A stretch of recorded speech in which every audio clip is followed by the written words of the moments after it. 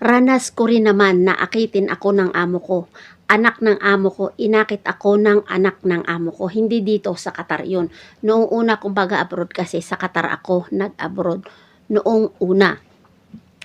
Sa umaga, naghahanda ako ng pagkain nila. Tinawag niya ako. Ang sabi niya, kunin ko ang labahin sa kwarto niya. Pumunta naman ako, kinuha ko yung labahin sa kwarto niya. Dumiretso ako sa kubeta, nakabukas, nakaawang ng konti yung pinto, dumiretso ako doon sa lagayan ng labahan. Tapos tinawag niya ako.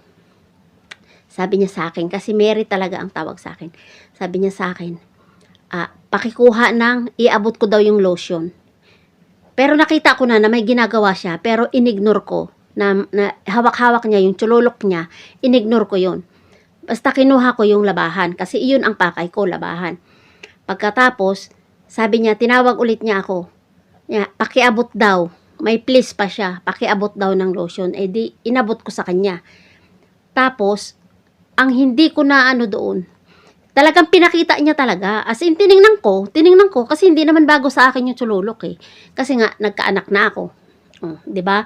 Pero, malaki talaga. Malaki talaga. Pero, wag kayong matakot o mag-emi-emi. Tinabot ko yung lotion. Tapos, ang sabi niya, wait, lagyan ko daw siya ng lotion. Maano ko na sabi ko, no, it's not my job, ang sabi ko sa kanya. Basta pinanindigan ko yun na hindi ko trabaho yan, ang sabi ko sa kanya.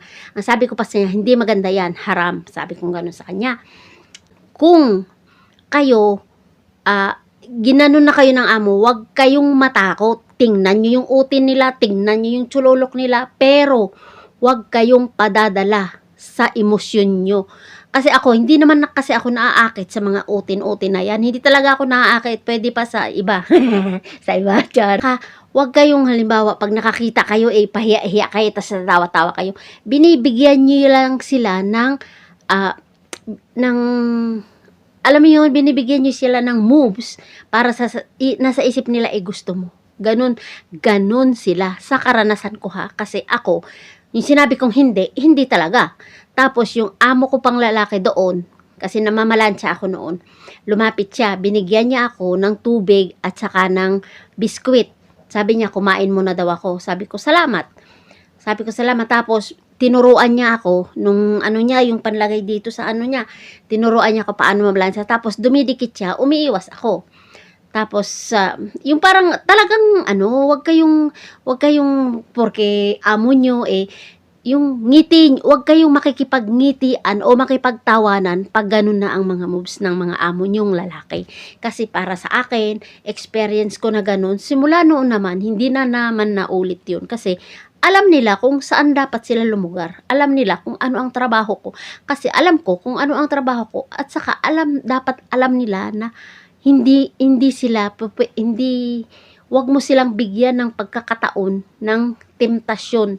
Alam mo yun, kasi talagang aakitin ka, lalo na pag ikaw ay nagbibigay ng motibo. Wag kang magbibigay ng motibo sa mga amo mong lalaki, kasi nga aanuhin ka nila.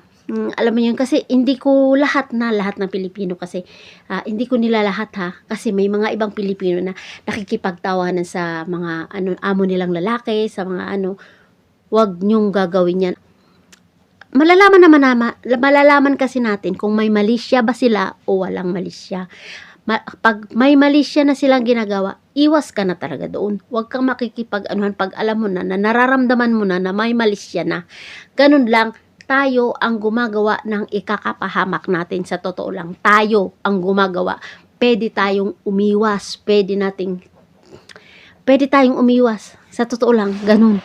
Panindigan mo yung sinabi mo. Hindi.